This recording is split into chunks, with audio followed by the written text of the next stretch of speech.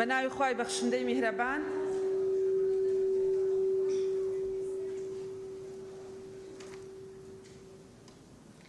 بەناوی گەلی کوردستان دانیشتنی ژمارە 2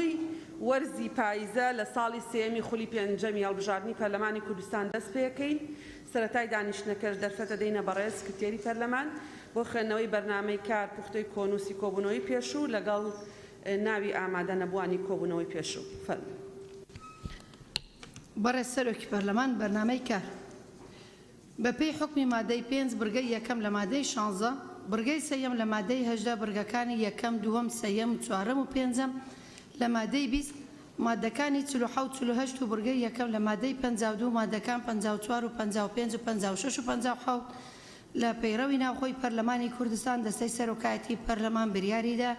بەرنامەی کاری دانیشتنی ژمارە 2 یاسای خولی پاییزەی ساڵی سەیەم لە خولی پێنجەمی هەڵبژاردننی پەرلەمان لە کاتژمێری 11 پێشنەوە ڕۆژی پێنجشەممە ڕێکەوتی 2 2021 بەم شێوەیە بێت. یەکەم خوێندنەوەی یەکەم بۆ پرۆژە یاسای هەمواری یاسای وەزارەتی دارایی ئابووری لە هەرێمی کوردستان عێراق پشت بەستن بە حکمی بڕگەی دووەمی مادەی 78 بڕگەی یەکەم و مادەی 83 لە پەیڕەوی ناوخۆی پەرلەمانی کوردستان. دووەم خوێندنەوەی دووەم بۆ ئەم پرۆژە و پێشنیازە یاساینەی خوارەوە بەپێی حکمی مادەکانی 87 89 لە پەیڕەوی ناوخۆی پەرلەمانی کوردستان. یەک پێشنیازە یاسای هەمواری دووەمی یاسای دەستەی دەستپاکی هەرێمی کوردستان عێراق ژمارە 3 ساڵی 2011. دوو پرۆژە یاسای نیشان و مەدالیای لە هەرێمی کوردستان عێراق. سێ پرۆژە یاسای هەمواری دووەمی یاسای یەکێتی ژوورەکانی بازرگانی و پیشەسازی ژمارەی 14 ساڵی 1993 لە هەرێمی کوردستان عێراق. چوار پرۆژە یاسای هەمواری یەکەمی یاسای وەزارەتی بازرگانی و پیشەسازی ژمارە 10 ساڵی 2010 لە هەرێمی پەرلەمان لە کاتژمێر 12 نوێڕۆ ڕۆژی چوارشەممە ڕێکەوتی 1 2021 بەم شێوەیە خوارەوە بوو. یەکەم دەستپێکردنی دانیشتن لەلایەن بەڕێز سەرۆکی پەرلەمان. دووەم خوێندنەوەی بەرنامەی کار لەلایەن بەڕێز سکرتێری پەرلەمان. سێەم دەستپێکردنی بڕگەکانی بەرنامەی کار لەلایەن بەڕێز سەرۆکی پەرلەمان. چوار 1 دقیقە بێدەنگی وەستان بۆ ڕێزلێنان لە گیانی شەهیدانی کوردستان و عێراق. پێنجەم کردنەوەی خولی پاییزەی ساڵی سەیەم لە خولی پێنجەمی هەڵبژاردننی پەرلەمان لەلایەن بەڕێز سەرۆکی پەرلەمان. شەشەم وتەی بەڕێز سەرۆکی پەرلەمان بە بۆنەی کردنەوەی خولی پاییزەی ساڵی سەیەم لە خولی پێنجەمی هەڵبژاردننی پەرلەمانی کوردستان. حوتەم وتەی بەڕێزان سەرۆک فراکسیۆنەکانی پەرلەمان بە بۆنەی کردنەوەی خولی پاییزەی ساڵی سەیەم لە خولی پێنجەمی هەڵبژاردننی پەرلەمانی کوردستان. هەشتەم کۆتایی هاتنی دانیشتن لەلایەن بەڕێز سەرۆکی پەرلەمان. زۆر سپاس. باش باش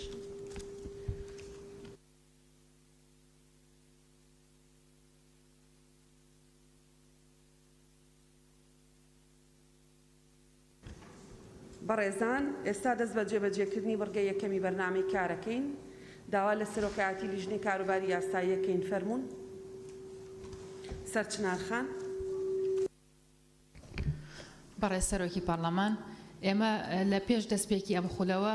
یاداشتمان یابوو چەند یاداشتێ بە پێی مادەی 66 تایبەت بە پرسی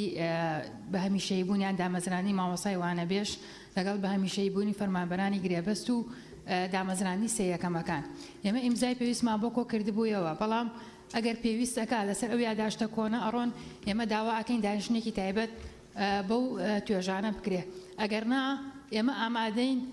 جارێکی تر یاداشت بەرز بکەینەوە و ئیمزای پێویستی بۆ کۆ بکەینەوە. بەڵێ بەڵێ کاک عەلی حەمەد ساڵح. بەناوی خوای گەورە بەڕێز سەرۆکی پەرلەمان لە مادەی 51 خاڵی چوارەم ڕۆژانی پێنجشەممە تەرخان کراوە بۆ گفتوگۆ لەگەڵ حکوومەت. کۆمەڵێک باسی گرنگەیە ئێمە ئەمڕۆ یاداشتیشمان ئاراستە کردووە لەوانە دۆخەکە بەرەو ئەوەی هەموو کاروباری حکومڕانی لە خاڵە سنووریەکان تەنانەت تێسە لە بازگەکان کامیرەکانی دیاریکردنی تیژڕەوی چەندین خزمەت گوزاریتی کە بدرێ بە کەرتی تایبەت بەبێ ڕێچاوکردن بەبێ بوونی زەمان لە کوردستانە. خاڵێکی کە هەمومان نەزانین بەپێی دەستوری عێراق باج و ڕسوماتیش بە یاسا جێگیرەکرێت بە یاسا وەرەگیرێتەوە. ئێستا لە بەشێ لە ڕێستۆرانتەکان تا ئەمە نییە. بۆیە من فکرەکەی من ئەوەیە ڕۆژی پێنجشەمانێمە تەرخان بکەین بەم بابەتانەی کە ڕاستەوخۆ پەیوەندی بە ژیانی خەڵکەوە لە ئارد و ئاوەوە بۆ کۆمپانیاکان بۆ ئەوەی کە حکومڕانی بەرەو کەرتی تایبەتە چێ. سوپاس دەکەم. بەڵێ بەڕێزان ئێمە کۆبوونەوەی پێشوو ژوتمان بۆ ئەوەی ئەم نقطە نیظامیە کە لە ئەسڵا نقطە نیظامی نیە کۆتایی پێبێ بەڕێستان بۆ هەر بابەتێک کە پەیوەندی بە بارودۆخی گشتیەوە هەیە ئەتانەوێت دانیشتنی پەرلەمان بکرێ بفەرمونی یاداش پێشکەش بکەن بۆ ئامادەبوونی حکوومەت ئێمە ئاراستەی حکوومەتەکەین ڕۆژانی پێنجشەمە بۆ ئەو مەبەستە دیاریەکەین بەڵام ئەوەی نقطە نیظامی نییە بە ناوی نقطە نیظامیەوە مەیڵێن کاکاوڕێ بە ناوی خۆی گەورە میهرەبان من هاوڕێمە لاستار بەڕێز سەرۆکی پەرلەمان دوێنێ بەڕێستان لە سەرۆکایەتی و زۆربەی سەرۆکی فراکسیۆنەکان و ئەندامانی پەرلەمان ئەوانەی کە زیاتر لە دەرەوە لە کۆنگرە ڕۆژنامەی ئەوانە قسەیان کرد باسییان لەوە کرد کە حکوومەتی هەرێمی کوردستان نەیتوانیوە پابەند بێ بەناردنی بوجۆ لە ماوەی چەند ساڵی پێشوو ئەمە هۆکارێکە بۆی کە تەشخانی زیاتر بە ئەو خەرجیانە بکرێت لە حکوومەتی هەرێمی کوردستان جیاوازی لە نێوان قەزایەک بۆ قەزایەکی تر لە ڕووی خزمەتگوزاری و ئاوادانکردنی و هەتا ئاخیر بەڵام ئەم مقصریەتە نا حکوومەتی هەرێمی کوردستانی نەگردوێتەوە کە نەیتوانیوە بودجە ئامادە بکات بەڵکو سەرۆکایەتی پەرلەمان و لە پەرلەمانی کوردستان کە پێویستە لە بەپێی مادەی 1970 و 1970 و 1990 کە باسیەکە پێویستە پەرلەمانی کوردستان بودجەی خۆی بۆ ئەو خەرجیانە هەبێت لە پەرلەمانی کوردستان بۆ پەرلەمانتاران و خەڵکی هەرێمی کوردستان بخاتە ڕوو بەڵام لە ماوەی 3 ساڵی پێشوو و لە ماوەکانی پێشتریش کە لە پەرلەمانی کوردستان بەداخەو نەتوانراوە ئەو بودجەیە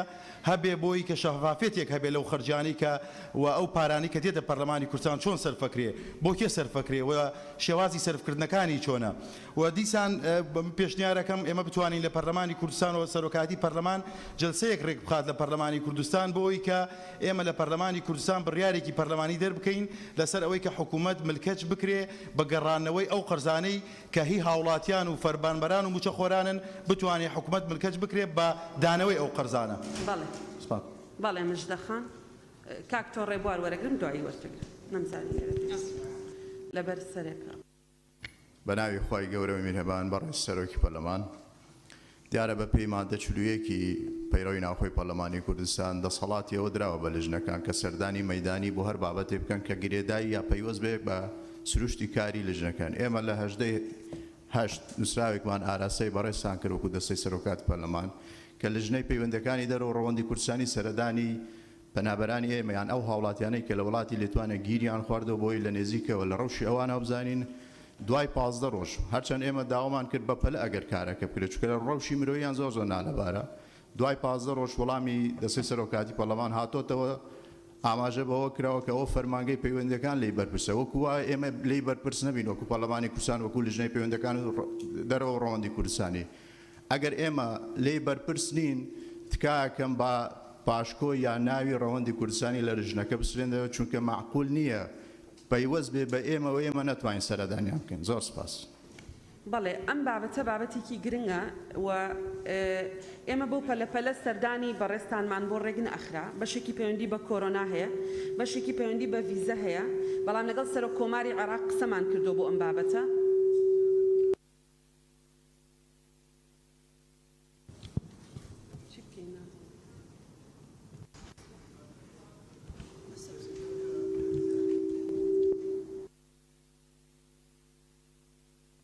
لەگەڵ سەرۆک کۆمار قسەمان کردووە لەبەرەوەی پێمان وایە شەئنێکی تەنفیزیەوە بێت سەرۆک کۆمار لەگەڵ سەرۆک کۆمار قسە بکە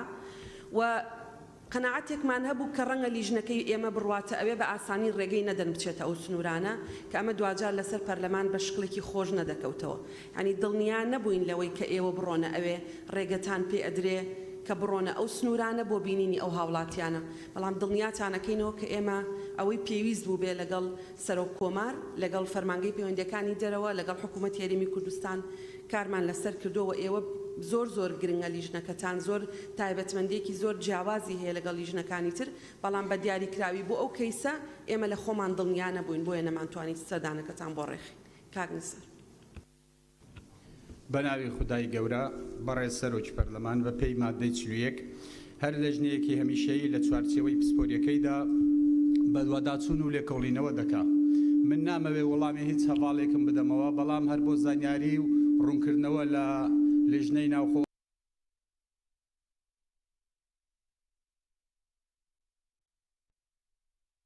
ئەو زانیاریانە شتێکی لەو بابەتە نییە کەوا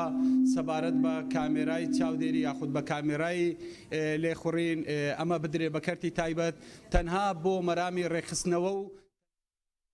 کانی ئایتە دایانەوێ هەماهەنگیکەن لەگەڵ کەرتی تایبەت بۆ زانیاریتان. زۆر سپاس زۆر سپاس. بەڕێزان ئەندامانی بەڕێزی پەرلەمانسیانەی کە خۆیان قەناعەتیان پێێتی یاداش ئاراستەی سەرۆکایەتیەکەن ئێمە لەگەڵ حکوومەتتا قساکەین بۆی ئەو قسەی لەناو لیژنە کردوێتی لەناو هۆڵی پەرلەمانە بیکە. بەڕێزان ئیلتیزام وا بکەن بە یەک دەقەکەوە بکەن. بەڵێ مژدەخان. بەڕێز سەرۆکی پەرلەمان تقریبا حوتهش جلسە زیاترە من داوام کرد کە ئێمە پێشتر یاداشتێکمان کۆمەڵێک پەرلەمانتار واژومان کۆ کردبەوە کە بتوانین سەردانی ڕایگیراوانی زیندانیانی بادینا بکەین و حکوم بەسەردا سەپێنراوان کە تاوەکو ئێستا لە زیندانەکانی ئاسایشی هەولێردان ئەوانە حکوم دراون چۆن دەبێ ڕەوانەی چاکسازیەکان نەکرێن و کە سوکاریان نەیان بینن بە دەڕۆژ جارێک تەلەفۆنیان دەتوانن تەلەفۆن بکەن. پێشتر کاکێمە وتی ئێمە وەکو پەرلەمان کاراسانی دەکەن ئەگەر ئێوە واژوشتیا بکەن بەڵام تاوەکو ئێستا وەڵامتان نەداومەتەوە لەوانەیە دەکەڕەت پرسیارم کردبێ هیوادارم ئەو جارە وەڵامم دەنەوە بتوان کار ئاسانیمان بۆ بکەن وە سەبارەت بەوەی کە یاسای خانەنشینی هێزەکانی ناوخۆ و ئاسایش و ناوخۆ بۆچی ناخرێتە بەرنەمای کارەوە هیوادارم ڕوونکردنەوەیەکمان پێ بدەن لەسەر ئەوە و بەڕێز سەرۆکی پەرلەمان یەک شتی دیکەم هەیە حکومەت دنیایەک موچەی موچەخۆر قەرزارە ئێستا 94 ملیۆن دینار دەتوانین بڵێن 3 میلیارد دینار بۆ 23 وەکیل وەزیر سەرف دەکات لە کاتێکدا کە مامۆستای وانەبێژ ئەو بەرپرسیارەتە قورسە لەگەڵ مامۆستایانی دیکە گرتوێتی ئەستۆ بەڵام مامۆستا هەبووە لە مانگی 2-3دا 8,000 دیناری بۆ هاتۆتەوە وەڵایی 8,000 دینار و 15,000 و 24,000 دینار بەشی هیچ ناکە تو ئەو خوایە کامیان گرنگترێ ینی وەکیل وەزیر هەیە بەڕێز سەرۆکی پەرلەمان 2 سیارەی ئاخر مۆدیلی پێ چ زەرورە هیوادارم پەرلەمان هەڵوێستی هەبێ و یاداشتی کە پێشکەشمان کرد بۆ ئەو یاداشتانی بۆ فەرمانبەری گرێبەز بۆ مامۆستای وانەبێژ بۆ سێیەکەمەکان و دەرچوانی دانەمەزراوە هیوادارم ئەوە بخرێتە بەرنامەی کار ئەگەر پێویست دەکات جارێکی دیکە واژە کۆ دەکەینەوە تکا دەکەم بیخەنە بەرنامەی کار بۆ ئەوەی خوێنی ئەو ساڵ پەکی نەکەوێ. بەڵێ بەڕێزان سەبارەت بەو یاداشتانی کە وەرزەکانی پێشوو داوتانە ئێمە نردومانە بۆ حکوومەت هەندێکی وەڵام دراوینەتەوە بەڕاستی تاریخەکانیان ئەوەنە کۆنێمە پێمان خۆش نە جارێکی تربینێرینەوە ئەو بابەتانەی کەمە بەستانە جارێکی تر بخرێتە بەرنامەی کاری کۆبوونەوەکانی پەرلەمان یاداشتمان پێشکەشکەنەوە چونکە یاداشت هەیە 3 جار نردومانە بۆ حکوومەت وەڵامی داوەتەوە ئەڵێ ئامادە ئەبم زروفێک هەبووە و ئێمە نەمانتوانیوە ینی دانیشتەکە بکەین بەڕاستی بۆ ئێمەش هەندێکیان تووشی جۆرێک لە ئحراجی بووین داوا ئەکەین ئەو بابەتانەی بەلاتانەوە گرنگە جارێکی تر پێشکەشیکەنەوە سەبارەت بە بابەتی سەردانیکردنی بابڵین حکومدراوان و ڕاگیراوان بەڕێزان ئێوە ئەندامانی پەرلەمانن خۆتان نەتوانن سەردانی ئاسایشی گشتی بکەن جناب ئەندامی پەرلەمانی سەردانی ئاسایشی گشتی بکە و داوا بکە و ئەبێ متمانەش بە ڕەفیقەکانت لە لیژنەی مافی مرۆڤ هەبێ کاتی ئەڕۆن سەردانەکەن و پرسیاریان لێ بکەیت ینی ئەم بابەتە منەزانم بابەتێکی گرنگە بەلای هەمومانەوە بەڵام ئەندامی پەرلەمان هەموو دەرگاکان بۆی کراوەیە دەتوانێت خۆی سەردان بکە. بەڵێ بەڕێزان ئەندامانی پەرلەمان ئێمە بڕگەیەکی بەرنامەی کارەکەین اینجا وەرتانەگرن چکەوانە هیچیان نقطەی نظامی نین سەبەبی نابنە سەبەبی ڕاگرتنی دانیشتنەکە بەڵێ وەڵە هەر قسەی احتیادینە و قسانە قسەی نقطەی نظامی نین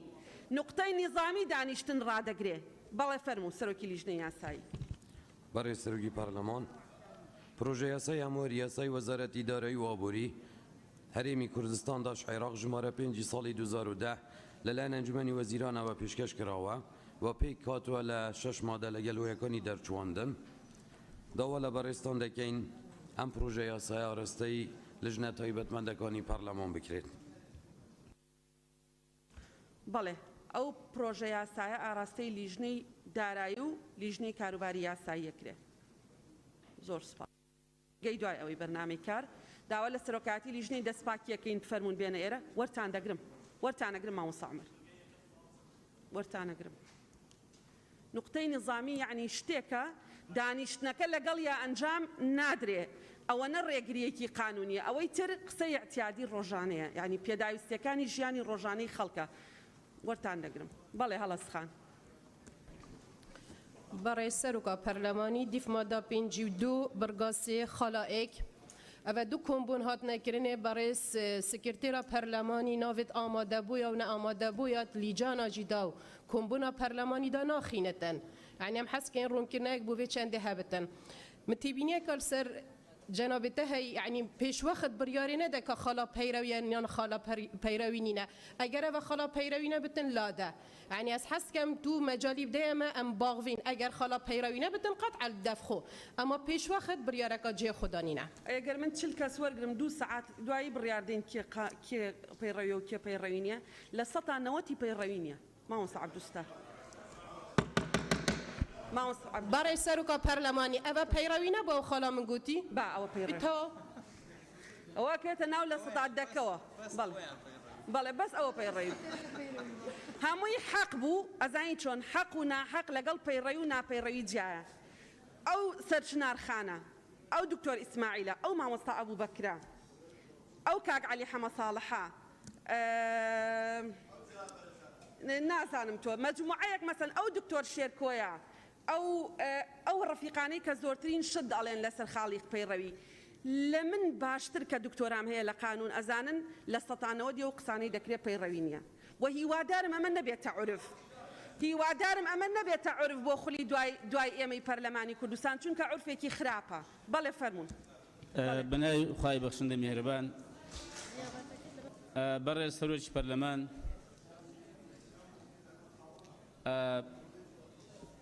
وڵا بابەتێکی زۆر گرنگ هەیە بەڕێ سەرۆکی پەرلەمان حەز دەکەم لێرە باسی بکەین ئێمە وەکو لیژنەی کشتتوکاڵ و ئاودێریش یاداشمان داوەتە سەرۆکایەتی پەرلەمان بۆ لێرێ دەیڵێم بەڕاستی تۆزە بە تۆخیش دەیڵێم و هیواداریشم ینی گوێمان لێ بژیرێ ئەویش ئەوەیە ئاخر وڵا بەشێکی دەنگە دەنگ ڕۆیشت ئەویش ئەوەیە ئەم ساڵ ئێستا وەختی تۆکردنی جوتیارانە تۆنی گەنمی جوتیار کە دەیکا بە تۆی دەکا دەیچێنێ بە 450,000 ئەو چیمیایە کە پێویستی پێیەتی ئێستا تەنی بۆ بە 1,500,000 دینار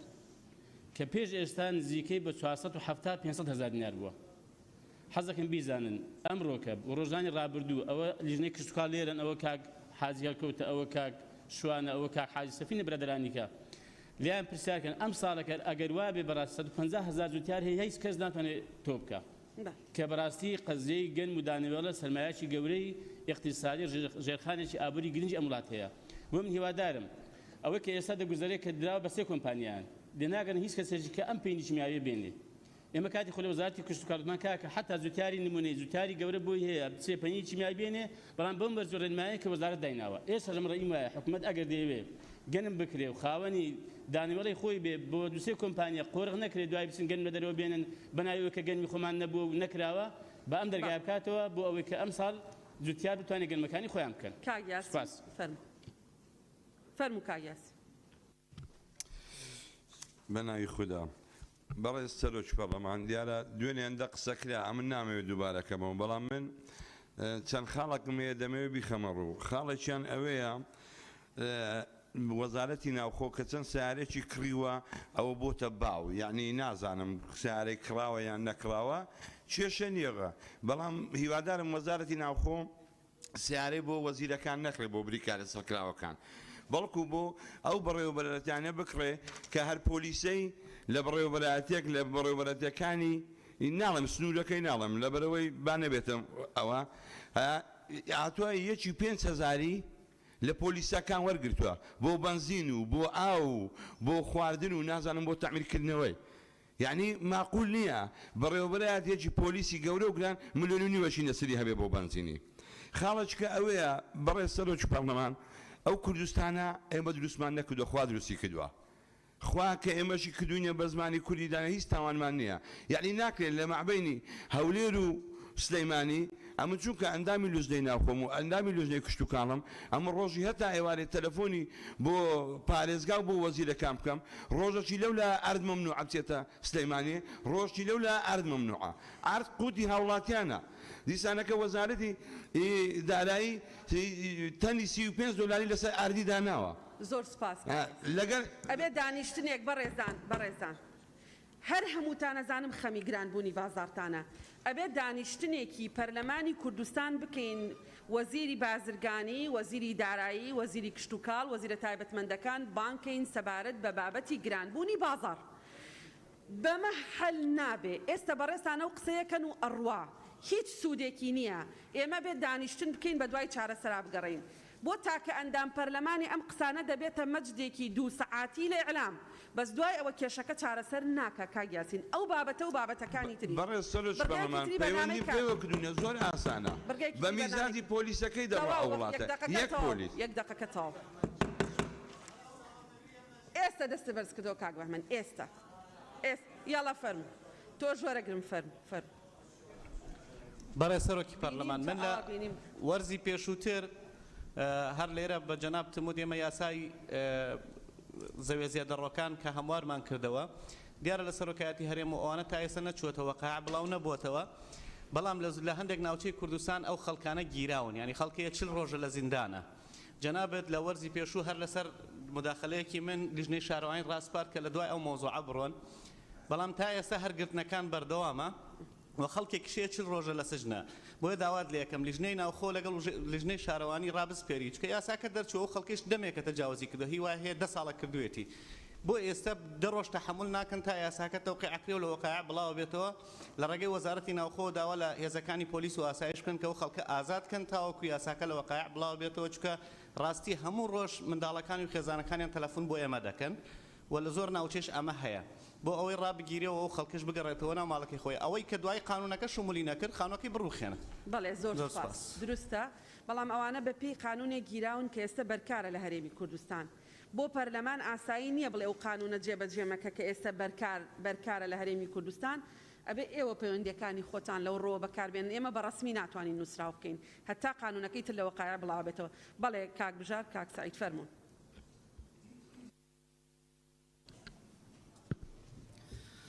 بەڕێز سەرۆکی پەرلەمان ناونیشان پێشنیازی یاسای هەمواری دووەم یاسای دەستەی گشتی دەستپاکی لە هەرێمی کوردستان داش عێراق ژمارە 3 ساڵی 2011 مادەی یەکەم هەرێک لە بەرگەکانی یەکەم و دوام لە مادەی حوتەمی یاساکە هەردەوەشێتەوە و سەر لە نوێ ڕێزبەندی بەرگەکانی تری مادەکە دەکرێتەوە مادەی دووەم کار بەدەقی هیچ یاسا و بڕیارێک ناکرێت کە لەگەڵ حکومەکانی ئەم یاسایە ناکۆک بێتن مادەی سێەم ئەم یاسا لە ڕۆژی دەرچوانیەوە جێبەجێ دەکرێت و لە ڕۆژنامەی فەرمی وەقاعی کوردستان بڵاو دەکرێتەوە هۆیەکانی دەرچواندن بۆ نەهێشتنی دژیەک ئەلتەناقض لە نێوان مادەی شەشەم و بەرگەکانی یەکەم و دوام لە مادەی حوتەمی یاساکە کە بەهۆی یاسای ژمارەی 7 ساڵی 2014 یاسای هەمواری یەکەم یاسای دەستەی گشتی دەستپاکی لە هەرێمی کوردستان داش عێراق ژمارە 3 ساڵی 2011 دروست بووە و لە پێناو جێبەجێکردنی یاساکە بە شێوەیەکی گونجاو دروست ئەم یاسا دەرچوێنرا بەڵێ فەرموون راپۆرت بخوێنن بەڕێز سەرۆکی پەرلەمان ئەمە دەقی راپۆرتی لیژنەی یاساییە لیژنەی کاروباری یاسایی ڕۆژی سێشەممە ڕێکەوتی 24/8/2021 کاتژێر 12 کوبوونەوەی خۆی ئەنجامدا بە مەبەستی پێداچوونەوە و داڕشنەوەی یاسایی و دڵنیابوون لە دژنەبوونی دەقەکان لەگەڵ دستور و یاساکارپێکراوەکان بە پێی حکومەکانی مادەی 85 بەرگەکانی یەکەم و سێەم تایبەت بە راپۆرتی لیژنەی دەستپاکی سەبارەت بە خوێندنەوەی دوام بۆ پێشنیازە یاسای هەمواری دووەم یاسای دەستپاکی هەرێمی کوردستان داش عێراق ژمارە 3 ساڵی 2011 و لیژنەی یاسایی ئەم داڕشنەوەی خوارەوەی پێپەسەندە سەبارەت ناونیشان پێشنیازی یاسای هەمواری دووەمی یاسای دەستەی دەستپاکی هەرێمی کوردستان داش عێراق ژمارە 3 ساڵی 2011 مادە 1 هەر یەکە لە بەرگەکان یەکەم و دووەم لە مادەی حوتەمی یاساکە هەڵدەوەشێتەوە و سەر لە نوێ ڕێزبەندی بۆ بەرگەکانی تری مادەکە دەکرێتەوە مادە 2 کار بەدەقی هیچ یاسا و بڕیارێک ناکرێت کە لەگەڵ حکومەکانی ئەم یاسادا ناکۆک بێت مادە 3 ئەم یاسا لە ڕۆژی دەرچواندنیەوە جێبەجێ دەکرێت و لە ڕۆژنامەی فەرمی وەقایعی کوردستان بڵاو دەکرێتەوە هۆیەکانی دەرچواندن بوو نەهێشتنی دژیەکی لە نێوان بەرگەی یەکەم لە مادەی شەشەم و بەرگەکانی یەکەم و دووەم لە مادەی حوتەمی یاساکە کە بەهۆی یاسای ژمارە 7 ساڵی 2014 یاسای هەمواری یەکەمی یاسای دەستەی دەستپاکی هەرێمی کوردستان داش عێراق ژمارە 3 ساڵی 2011 دروست بووە و لە پێناو جێبەجێکردنی یاساکە بە شێوەیەکی دروست و گونجاو ئەم یاسایە دەرچوێندرا بەڵێ بەڕێزانن دامانی پەرلەمان گوێتان لە راپۆرتی لیژنەی یاسایی بوو هەر بەڕێزێک لەگەڵەوەی راپۆرتەکە بکرێتە بنەمای مناقەشە با بفەرمێ دەست بەرزکاتەوە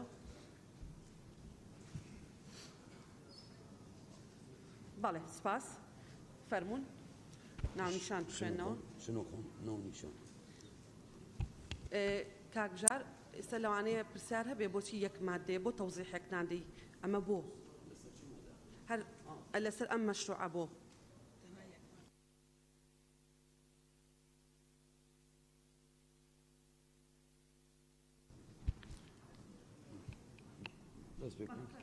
برای سەرۆکی پەرلەمان احتیمالە جێی پرسیار بێت یعنی ئەم پێشنیازە یاسایە بوو بەم شێوەیە یەک مادەیە لە هویەکانی دەرچووەندنیشدا دیارە کە ئەم یاسا لە ساڵی 2011 پەسەند بووە دواتر لە ساڵی 2014 بە یاسای ژمارە حوتی ساڵی 2014 ئەو کات کە تعدیلی یەکەم بوو لەسەر یاسای ژمارە 3 ساڵی 2011 ئەو کات دژیەکیەک تعارضێک دروست ببوو بۆ چارەسەرکردنی ئەو دژیەکی ئەو تعارضە ئەوەی لە مادە 6 لەگەڵ مادە حوت بۆ عیلاجکردنی و نەهێشتنی ئەو تەناقضە و ئەو تعارضە لەگەڵ هەردوو مادە لە یەک یاسادا ئەم پێشنیازە یاسا تەقدیم کراوە و ئەوەی ئێستا گەیشتووە ئەم مەرحەلە کە خوێندنەوەی دووەمی بوو دەکرێت هەردوو یاساکانیش موجودن لای من ئەگەر پێویست بێ بۆ تەوزیحی حەڤاڵان و ئەندامانی پەرلەمان دەتوانین ئەم بەرگەی یەکەم لە مادەی 6 و ئەم بەرگەکانی یەکەم و دووەم لە مادەی حوت بخوێنین بۆ ئەوەی وازحتر لێ بێت ئەگەر کافیش بێ بەڵێ بێگومان ئەوان خوانی تڵاعیان کردووە بەڕێزان ناونیشان بەڕێز سەرۆکی پەرلەمان ناونیشان پێشنیازی یاسای هەمواری دووەمی یاسای دەستەی دەستپاکی هەرێمی کوردستان عێراق ژمارە 3 ساڵی 2011 هەر بەڕێزێک قسەی هەیە لەسەر و ناونیشانە دکتۆر ئیسماعیل بەڵێ بەڵێ دکتۆر محێدین مامۆستا ئەبوبەکر سەرچنارخان فەرموو سەرچنارخان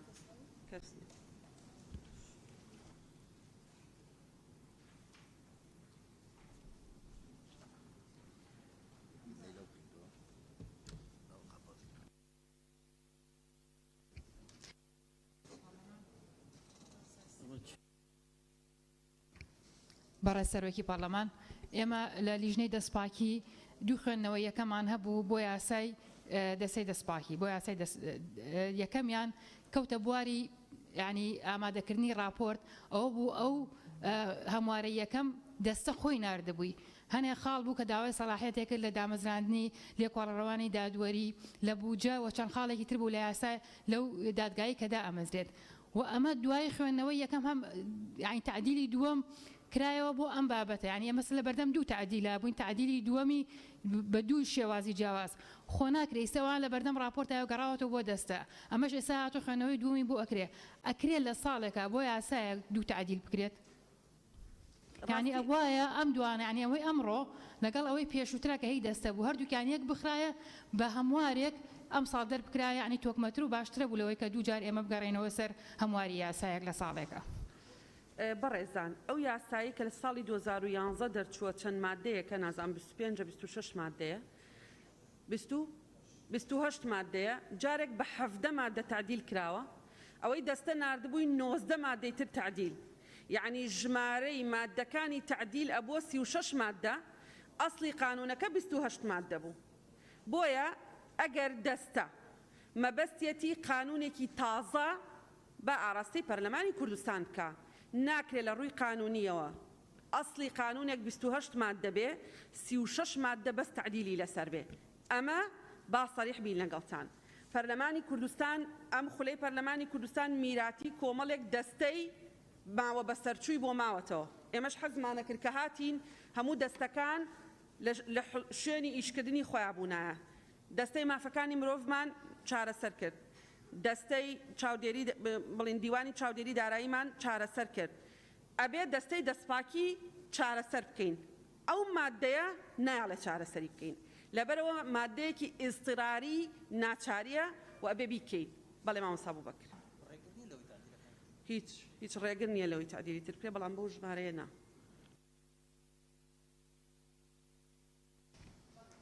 بەڕێز سەرۆکی پەرلەمان بەشێکی قسەکانم لایەن سەرچنارخانەوە کرا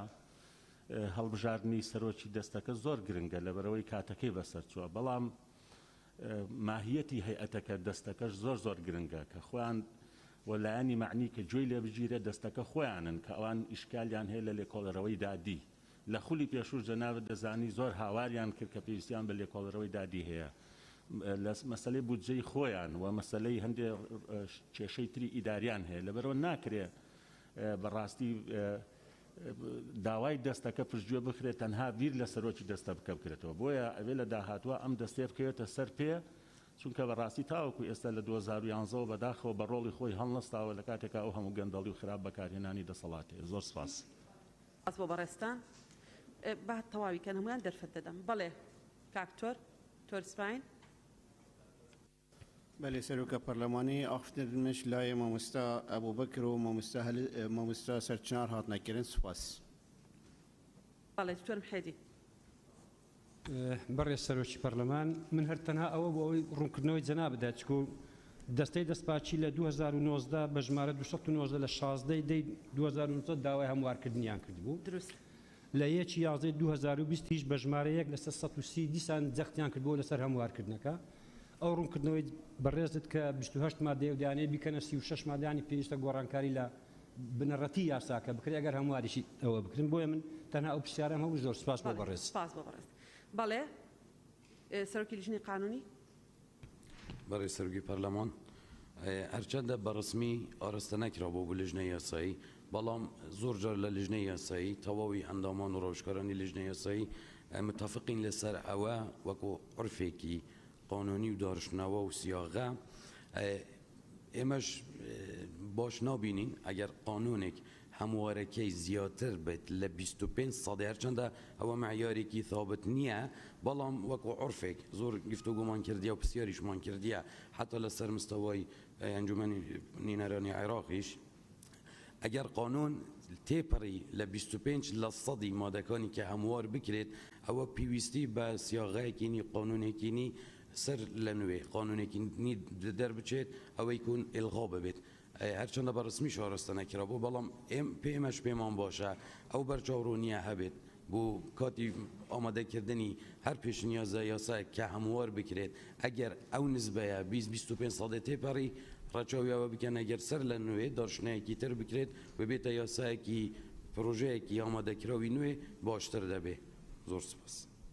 بەڵێ زۆر سپاس مادەی یەک بخوێنەوە فەرموون. بەڕێز سەرۆکی پەرلەمان مادەی یەکەم هەریەک لە بورگەکانی یەکەم و دووەم لە مادەی حوتەمی یاساکە هەڵدەوەشێتەوە و سەر لە نوێ ڕیزبەندی بۆ بورگەکانی تری مادەکە دەکرێتەوە. کێ قسەی هەیە لەسەر ئەوە؟ مادەی دوای ئەوە کەس قسەی نییە؟ مادەی دوو کار بەدەقی هیچ یاسا و بڕیارێک ناکرێت کە لەگەڵ حکومەکانی ئەم یاسایەدا ناکۆک بێت. کێ قسەی هەیە مادەیەکی پرۆتۆکۆلیە کەس قسەی نییە؟ مادەی دوای ئەوە فەرموون کاک حاجی.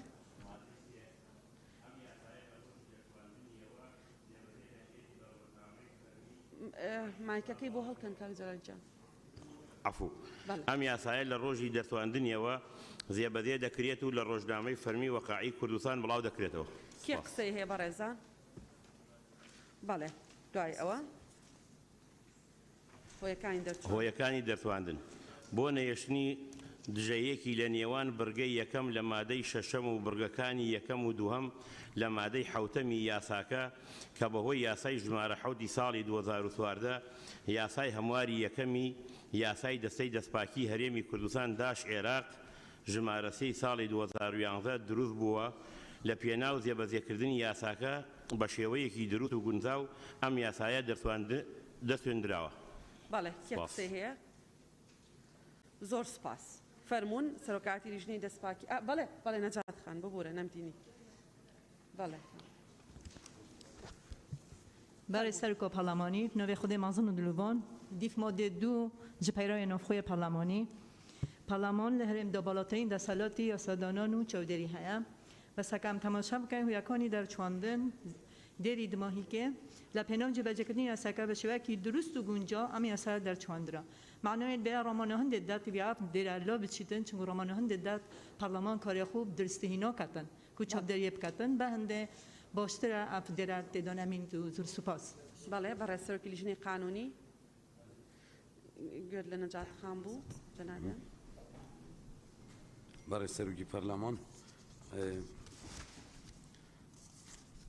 ئەوە مەبەست لە ئامادەکردنی ئەو پێشنیازە ساب و تعدیلکردن ئەوەیە بۆ ئەوەی لەو تعارضە قورتال بین بەێ چونکە لە کۆدی تعارضدا هەر لایەنێکی تایبەتمەند هەم دەستە خۆی کە پشبەستنی لەسەر قانونی خۆی دەکات هەم پەرلەمان هەم ئەو مادەیە کە ئەو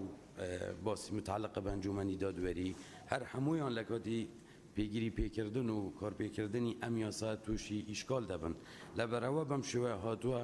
بەم سیاغە هاتووە مانایەوە نییە کە هیچ کەم و کوریەکی تری هەیە جگە لەوەی کە لە جێبەجێکردنی حکومەکانی ئەم یاسایەدا ئەم ئیشکالە لە بەردەمی ئەو دەستوولانانە هەیە کە متعلقن پێی زۆر سپاس. بەڵێ زۆر سپاس زۆر سپاس بۆ سەرۆکایەتی لیژنەی سەرۆکایەتی و ئەندامانی لیژنەی دەستپاکی فەرمونون بڕۆنەوە شوێنەکانی خۆتان کاک حاجی فەرمونون زۆر سپاس لەیلا خان کاک سەعید شنۆخان سپاس کاک سەروان نقطەی نظامی سەرۆکایەتی لیژنەکانی پێشمەرگە و ناوخۆ فەرمونون با کاک سەروان وەرگرین دوای ئەوە بەسەر چاو بەڕێز بەسەر چاو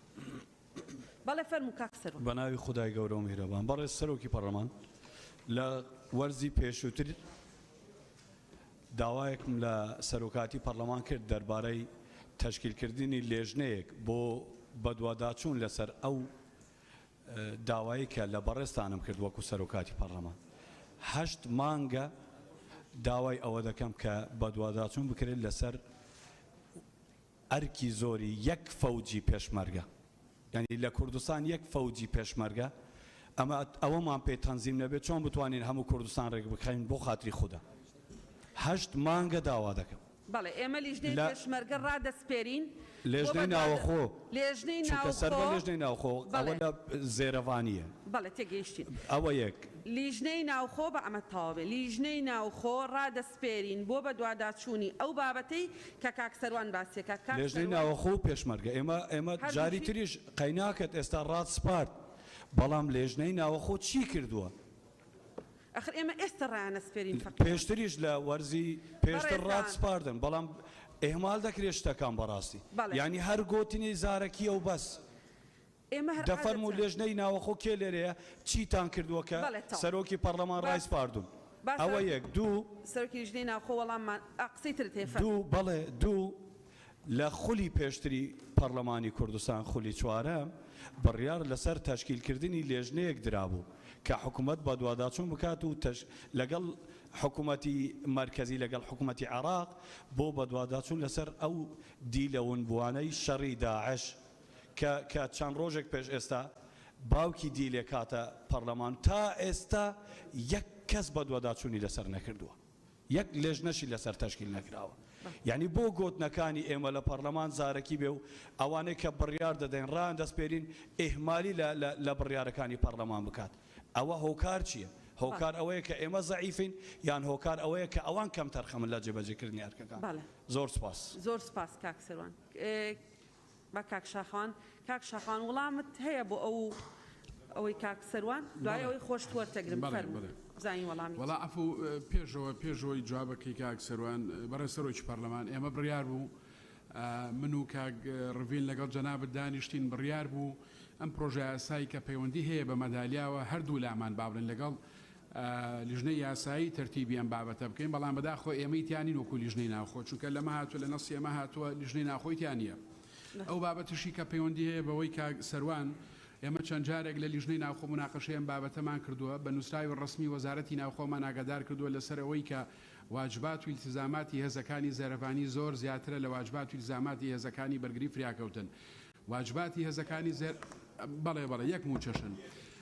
واجباتی هێزەکانی زێرەڤانی دە ڕۆژ لە ماڵن باشە ینی دە ڕۆژ مۆڵەتیان هەیە و 20 ڕۆژ لە واجبن واجباتی هێزەکانی بەرگری فریاکەوتن پێچەوانەیە 20 ڕۆژ با بڵێن لەوان ئەمجا 10 ڕۆژ لەواجبن لەبەرەوە ئێمە بەڕسمی ئەمە لەگەڵ وەزیری ناوخۆ لەگەڵ وەزارەتی ناوخۆ قسەمان کردووە بە نووسراوی ڕسمیش داوامان لە وەزارەتی ناوخۆ کردووە لە کۆبوونەوەی لیژنەی ناوخۆ لەسەر ئەم پرسە قسەی جدیمان کردووە و ناردووشمانە بۆ وەزارەتی ناوخۆ بە وەزارەتی ناوخۆمان وتووە لەسەر ئەم پرسە لەسەر ئەم بابەتە ڕوونکردنەوەی وردمان بنێ سوپاس بەڵێ زۆر سپاس مامۆستا عومەر بەڵێ بەناوی خوای بەخشندەی میرەبان بەڕێز جەنابی سەرۆکی پەرلەمان دوێنێ بەڕێزت زۆر بەجددی ڕخنەیەک داراستەی حکوومەت کرد بەڕاستی من بەدڵم بوو لە جێگەی خۆی بوو کە حکوومەت پابندی پرسە داراییەکان نابێ پابندی یاسای بودجە نابێ بەس بۆ ئەوەی حکوومەت پابندکەین بە پرسی دارایی یاسای بودجە و زۆر شتی تر چونکە یاسای بودجە وەکو بڵێ بەتاڵکردنەوەی یەکێک لە ئەرکە سەرەکیەکانی پەرلەمانە